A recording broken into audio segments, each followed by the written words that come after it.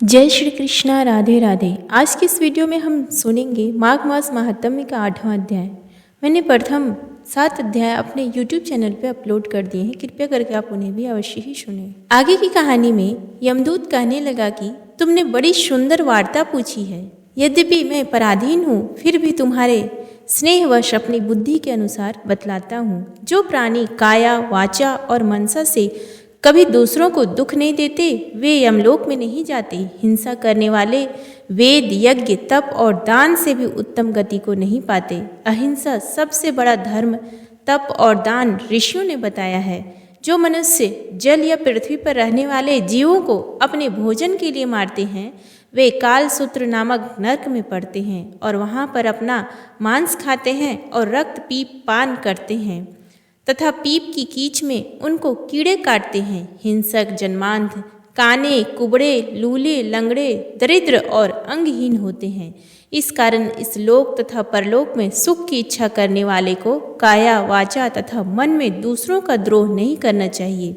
जो हिंसा नहीं करते उनको किसी प्रकार का भय नहीं होता। जिस तरह सीधी और टेढ़ी दोनों प्रकार की बहने वाली नदियाँ समुद्र में मिल जाती हैं, वैसे ही सब धर्म अहिंसा में प्रवेश कर जाते हैं। ब्रह्मचारी, गृहस्थ, वानप्रस्थी तथा यति सभी अपने अपने धर्म का पालन करने और जितेंद्रिय रहने से ब्रह्मलोक को प्राप्त करते हैं। जो जलाशय आदि बनाते हैं और सदैव 5 यज्ञ करते हैं, वे यमपुरी में नहीं जाते। जो इंद्रियों के वशीभूत नहीं है, वेदवादी और नित्य ही अग्नि अर्थात हवन आदि का पूजन करते हैं, वे स्वर्ग को जाते हैं। युद्ध भूमि में जो शूरवीर मर जाते हैं, वे सूर्यलोक को प्राप्त होते हैं। जो अनाथ स्त्री शरण में आए हुए तथा ब्राह्मण की रक्षा के लिए प्राण देते हैं, वे कभी स्वर्ग से नहीं लौटते।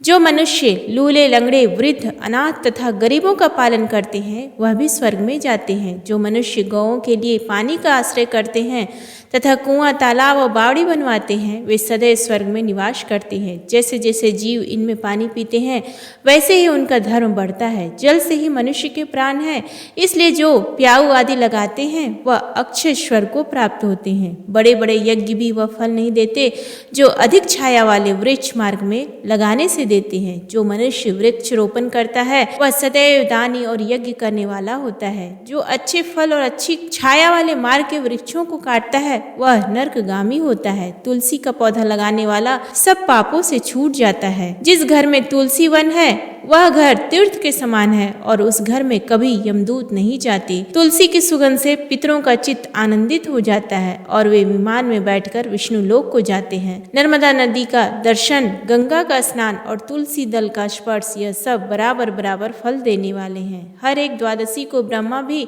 तुलसी का पूजन करते हैं। रत्न, सोना, फूल तथा मोती की माला के दान का इतना पुण्य नहीं जितना तुलसी की माला के दान का है। जो फल आम के 1000 और पीपल के 100 वृक्षों को लगाने से होता है, वह तुलसी के एक पौधे के लगाने से होता है। पुष्कर आदि तीर्थ, गंगा आदि नदी, वासुदेव आदि देवता सब ही तुलसी में वास करते हैं। जो 1 बार, 2 या 3 बार रेवा नदी से उत्पन्न शिव मूर्ति की पूजा करता है अथवा स्फुटिक रत्न के पत्थर से आप निकले हुए तीर्थ में, पर्वत या वन में रखी हुई शिव की मूर्ति की पूजा करता है और सदैव ओम नमः शिवाय मंत्र का जाप करता है, यमलोक की कथा भी नहीं सुनता, प्रसंग, शत्रुता, अभिमान से शिव पूजा के समान पापों को नष्ट करने वाला तथा कीर्ति देने वाला 3 लोक में और कोई काम नहीं है। जो शिवालय स्थापित करते हैं, वे शिवलोक में जाते हैं। ब्रह्मा, विष्णु तथा शिव का मंदिर बनाकर मनुष्य वैकुंठवासी होता है। जो भगवान की पूजा करने के लिए फूलों का बाग लगाते हैं, वे धन्य हैं। जो माता पिता, देवता और अतिथियों का सदैव पूजन करते हैं, वे ब्रह्मलोक को प्राप्त होते हैं। प्रेम से बोलिए श्री हरि विष्णु की जय। आगे की कथा सुनने के लिए हमारे YouTube चैनल पे बनी रहे। तब तक के लिए धन्यवाद। जय श्री कृष्णा, राधे राधे।